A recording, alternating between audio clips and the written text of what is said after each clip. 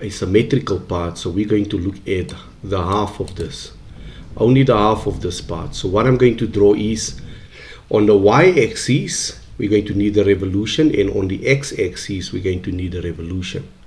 But I'm only going to focus on the y-axis, so I'm drawing up only this part. I'm closing up this section so that I can have a complete revolve. The cylinder on the inside, as you can see by the section there, will be done out. Right, here we are. I've done half of it to be able to allow for the revolve, and only half of the section is shown. So I'm going to press R for revolve and then select my profile. Here's my profile. I'm clicking on axis, make sure there's a blue stripe that you see, and then that's my center line that I'm going to revolve about, my y-axis. Click and OK. There's my piston. Now you'll be able to see on the inside there's nothing going on the inside. I still need to add the cylinder. So what I'm going to do is I'm going to draw on here.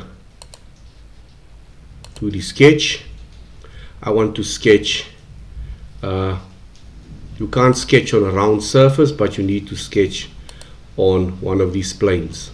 I'm looking for the plane that goes through the center, like this one. Yep, okay, click on the one that cuts straight through the center, and now let's project the geometry. To project the geometry, it helps you to latch onto the geometry and to be able to draw. So that's done already. I'm going to draw my 26mm circle in the center. 26mm diameter.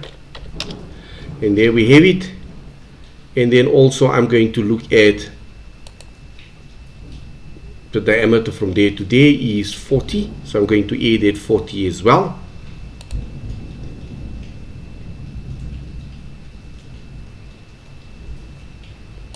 Let me dimension from the top. From this point to the center there, we're having a distance of 60.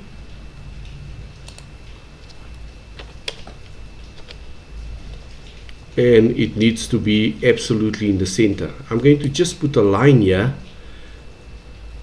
right in the center, so that I can connect to that line. This is coincident. Clicking on the center point and on the line will take it exactly to the center. Right, let's go do the 40mm diameter. 40, and that's what we have. Okay, let's go look on the underside of this actual drawing. There you can see it's exactly in the center. And I'm going to start to extrude. I'm pressing E for extrude. I'm selecting my profile that I want. That's the profile. And I want it to extend both sides. I'm typing in a value, let's say 95, to make sure it stops at the edges. You can see it's overlapping there. So let's go to 90.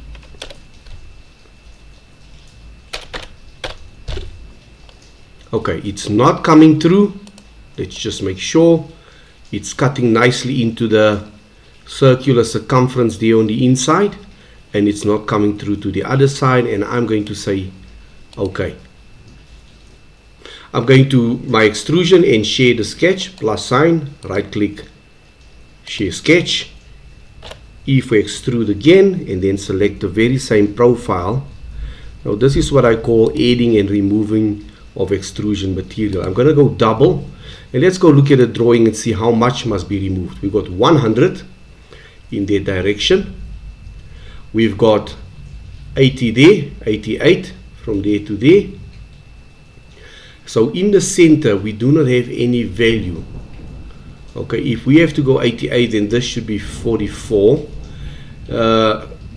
Judging by my eye, that looks like about 40. You're going to have to do that. If no dimension is available, you're going to have to, in engineering drawing, improvise. It's more or less 40, but it's not according to scale, but just judging according to proportionality. So let's say that's 40. So if that's 40, then this must be about 22 this way and 22 that way. So let's go into our drawing and say 40, and we wanted both sides, but we're going to cut into the whole drawing there. You can see that, cut and OK. Let's hide the sketch to see properly, or visibility away, and there you can see that's what your piston looks like on the inside. Right, that's all. Thank you very much.